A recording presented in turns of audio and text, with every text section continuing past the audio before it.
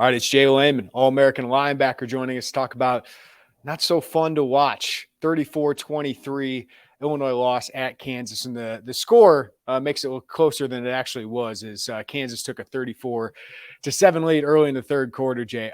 Illinois looked unprepared from the start. What went so wrong? We haven't seen something like that since, maybe Virginia, maybe Wisconsin, 2021. It looked like Lovie Smith defense, to be honest. I mean, let's just be right. And Brett said in his press conference, we've got to reevaluate. I'm paraphrasing. We've got to reevaluate and assess what we're doing defensively. One thing I loved about since Brett's gotten here is we've largely looked so competent in the last 20 or so games and such a breath of fresh air. We kind of have this feeling that Brett knows what's going on. He's got a great grasp on the program, and we're headed in the right direction. I still feel that way, but after you have a game like this, leaves a lot to be desired, and I guess from a very macro level, I would say that we've gotten behind in each game, have not been able to run the ball like we want to run the ball. Not necessarily because we couldn't. We could run the ball against Kansas. We're just too far behind. Yep. So again, getting too far behind and spotting them some touchdowns. Bad 2-minute defense.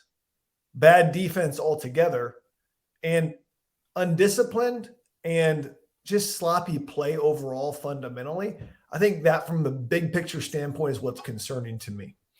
Yeah, Jay, I think these two teams they played are good, and they have good offenses. Sure. But still, I mean, if you're raising the expectation of this program, it's to compete with Kansas on the road. It's to beat Toledo, right? Right. So I know all these fans saying, well, look at these offenses. They're going to be great. Yeah, but if you want Illinois to be great, they got to be better. So, I mean, we expected some defensive regression, Jay, from the number one scoring defense. But what does concern you most through 2 games of this season? And what do you think Aaron Henry and Brett Bielema and Andy Boo and Terrence Jameson, all these guys need to reevaluate?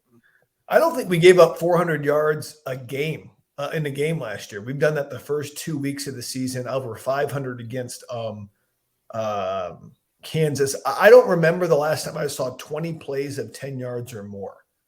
That's a whole season of an elite defensive explosive play right there in one game.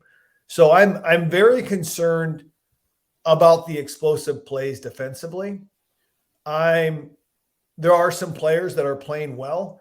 There are also some players and schemes that are simply not working. They had receivers way too wide open. I know Jalen Daniels made a lot of different plays and whatnot. I guess I'm most concerned about this. What can our back end do and what can they do well?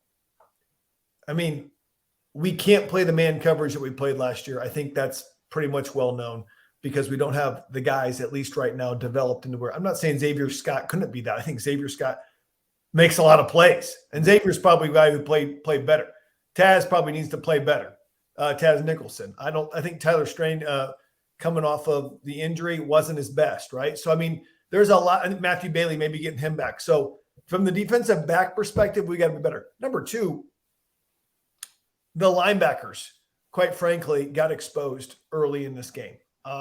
It seemed like if I look at the 15-play script that Lance Leipold wrote or his offensive coordinator wrote, probably a third of those plays isolated linebackers in man-to-man coverage on the back or the number 3 receiver. We saw a lot of wheel routes. We saw a lot of throwbacks.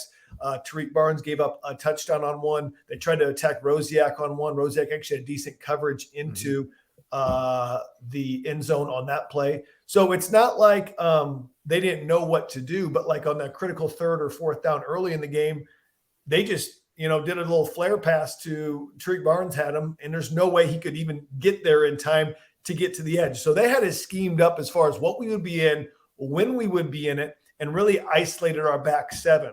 As far as the defensive line goes, I still want to see more pressure from Gabe Akis and Seth Coleman. I just don't think we're getting the pressure we thought they would get out of them. And then I feel like they start to press and maybe get overly aggressive on some contain issues. Mm-hmm. And I know we played Jalen Daniels, Daquan Finn.